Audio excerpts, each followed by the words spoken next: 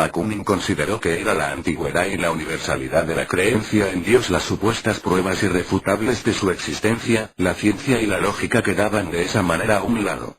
Pero, en consonancia con su concepción del materialismo y del idealismo, el anarquista ruso recordó que no hay nada más universal y más antiguo que el absurdo. La verdad es siempre el resultado y el producto del desarrollo histórico, nunca su punto de partida. El desarrollo histórico del hombre sería así un proceso de abandono progresivo de la animalidad para construir su humanidad. Por lo tanto, lo antiguo de una idea no solo no es garante de nada, sino que debe despertar nuestras sospechas. La universalidad de la creencia en Dios, el hecho de que los diferentes pueblos hayan creído y continúen haciéndolo, no supone un aplastamiento de la lógica y de la ciencia. Muy al contrario, habría que asumirlo como una consecuencia en el desarrollo de la humanidad, y hay que preguntarse cómo y por qué llegó a nacer, y por qué todavía resulta necesario para gran parte de la especie humana.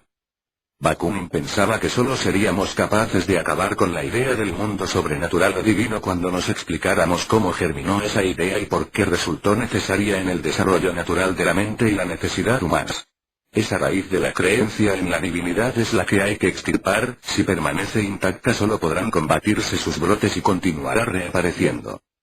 El anarquista ruso consideraba la naturaleza como una solidaridad universal o una causalidad mutua, eternamente activa y todopoderosa. Todos los seres, incluido el hombre, llevan en su seno de forma más o menos desarrollada un sentimiento o percepción de la influencia y dependencia de la naturaleza. La esencia de la religión sería para Bakunin ese sentimiento de absoluta dependencia en el individuo frente a la naturaleza eterna y omnipotente. El miedo sería uno de los sentimientos predominantes en la vida animal, y ese miedo instintivo, podemos hablar también de tranquilidad existencial, se encuentra en el origen de la religión. Pero si el miedo en los animales no llega a convertirse en religión debido a su carencia de poder reflexivo, el hombre es la única especie que es consciente de su religión. Es por eso que Bakunin llegaría a decir que es cierto que el hombre es un ser religioso por naturaleza. Ese temor presente en la naturaleza, temor de Dios puede llamarse, es el comienzo de la sabiduría y de la religión. El hombre, nacido como todos los animales con un miedo instintivo, despierta gracias a la conciencia y en su lenta evolución desde esa inocencia animal estaba destinado a hacer de ese miedo el primer objeto de su pensamiento reflexivo recién inaugurado. Bakunin razonó que tal vez ese temor instintivo fue en el hombre más fuerte que en el resto de las especies. Las razones no solo estaban en lo peor equipado que está el hombre para afrontar la lucha natural ni en la larga duración de su infancia, también en el desarrollo de su pensamiento reflexivo, el cual arrancaría al hombre de la unión y armonía instintiva y le aislaría dentro de la naturaleza magnificando su temor hacia ella. Bakunin pensó que, siendo la facultad que constituye y crea la humanidad de todos los hombres, reflexión, poder de abstracción, razón, pensamiento en una palabra, capacidad de concebir ideas, idéntica en todos los tiempos y lugares, así las fases principales en el primer desarrollo religioso de un pueblo se reproducen en todas las demás poblaciones de la Tierra.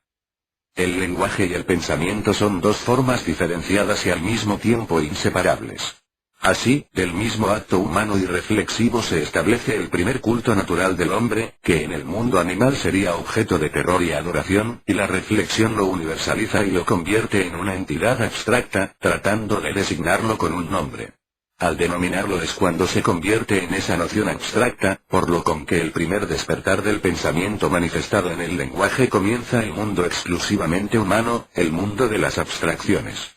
Esa capacidad de abstracción será la fuente de todo conocimiento y de toda idea, por lo que será la causa única de todas las emancipaciones humanas.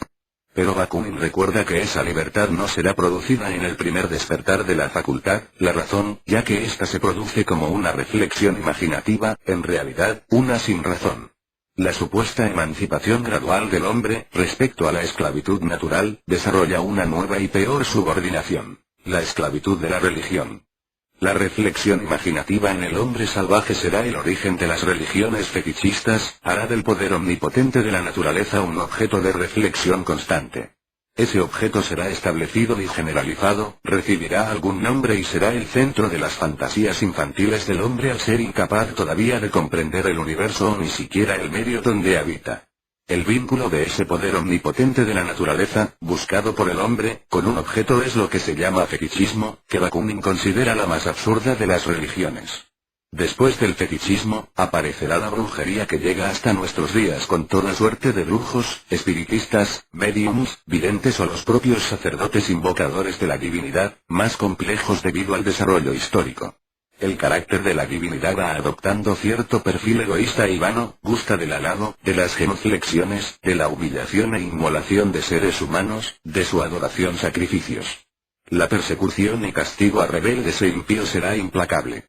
Si en la hechicería primitiva la divinidad aparecía personificada en el brujo, esta situación de hombre-dios, junto al fetichismo, se hacen insostenibles y el ser humano buscará la divinidad lejos de él, aunque en los dominios de su existencia real, en el sol, la luna o el mismo universo. El hombre comenzará a interesarse por los fenómenos y sus causas, y a comprender ciertas leyes naturales. Del mismo modo, el hombre empieza a ser capaz de hacer de sí mismo un objeto de reflexión, separa su ser material de su ser pensante, cuerpo del alma, y al ocurrir tal cosa transfiere la distinción en su pensamiento a su Dios, y comienza a buscar el alma invisible en un universo de apariencias. Bakunin considera que así aparece el panteísmo. Si, ese momento todos los dioses del hombre eran seres limitados y particulares, empezará la verdadera religión, y también la teología y la metafísica, con la afirmación de la existencia de una divinidad universal. Bakunin consideró que es el pensamiento del hombre, con su facultad abstractiva, el que crea esa unidad universal y la transfiere a la diversidad del mundo externo. Se deduce que dicha unidad, Dios, no es un ser concreto y real, sino un ser abstracto que ha producido la facultad de abstracción del hombre. Cuanto mayor sea la diversidad incluida en esa unidad conceptual y más extenso sea su alcance, existirá una mayor abstracción y más desvinculada estará de la realidad. La vida se encontrará, en todo su brillo y en toda su plenitud, en la diversidad que está debajo de la instancia abstracta. Al intentar elevarnos con nuestro poder de abstracción, trascendiendo el mundo terrenal, llegaremos a las diferentes manifestaciones de los fenómenos naturales. Si continuamos ascendiendo, unificamos en nuestro pensamiento todo lo que podemos abarcar del universo y realizamos una labor de abstracción de todos los mundos existentes, quedará solo el ser indeterminado, el vacío, la nada absoluta, Dios.